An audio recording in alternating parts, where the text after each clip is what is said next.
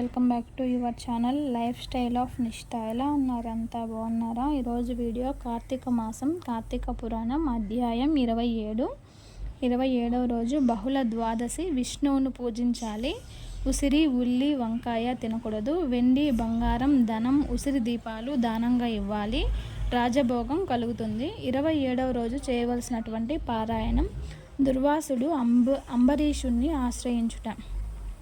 అత్రి మహాముని అగస్త్యునకు ఈ విధంగా చెప్పిన తర్వాత ఏం జరిగిందో చెప్తాను వినండి అని ఈ విధంగా చెప్పసాగాడు. ఓ దుర్వాసముని, నీవు అంబరీషుణ్ణి శపించిన విధంగా ఆ 10 జన్మలు నాకు సంతోషకరమైనవే. బాధపడకు. నీవు గొప్ప తపస్శాలివి. నీ మాటలకు విలువ ఇవ్వవలెను. బ్రాహ్మణుల మాటలు వృధా కాకుండా చూచుట నా కర్తవ్యం. నీవు అంబరీషుని ఎంట భోజనము చేయకుండా వచ్చినందుకు అతడు బాధపడుతూ ప్రాణత్యాగం చేయుటకు ప్రయత్నించాడు. ఆ కారణము వలన విష్ణు చక్రము నిన్ను వెంటాడుచున్నది. ప్రజారక్షణమే రాజధర్మము గాని ప్రజాపీడనము కాదు గదా.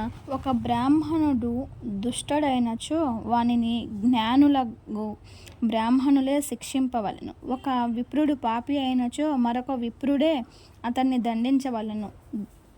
ధనుర్బాణములు ధరించి ముష్కరుడై యుద్ధమునకు వచ్చిన బ్రాహ్మణుని తప్ప మరెవ్వరిని ఎప్పుడూ దండించకూడదు. బ్రాహ్మణ యువకుని దండించుట కంటే మరొక పాతకము లేదు.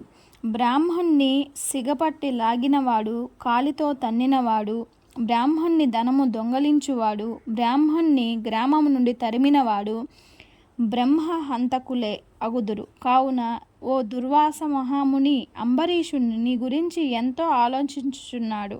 తపస్శాలి విప్రోత్తముడు అయిన దుర్వాసుడు నా మూలాన ప్రాణాలు పోగొట్టుకోబోతున్నాడు. అయ్యో, నేను బ్రాహ్మణ హంతకుడును నవుతాను అని బాధపడుతున్నాడు. కాబట్టి నీవు వెంటనే అంబరీషుని వద్దకు వెళ్ళుము. ఆ విధంగా మీ ఇద్దరికీ కూడా శాంతి లభించును అని విష్ణువు దుర్వాసునకు నచ్చజెప్పి అంబరీషుని వద్దకు పంపాడు. స్కంద పురాణ అంతర్గత వశిష్ఠ ప్రోక్త కార్తీక మహత్య మండలి 27వ అంటే 27వ రోజు పారాయణం పూర్తి అయినది. చూశారు కదండి, ఈరోజు వీడియో అయితే ఇది. కార్తీక మాసంలో కార్తీక పురాణం చదివే వాళ్ళకి ఎంత పుణ్యమో వినే వాళ్ళకు కూడా అంతే పుణ్యమని మన పురాణాల్లో చెప్పబడింది. ఇంకా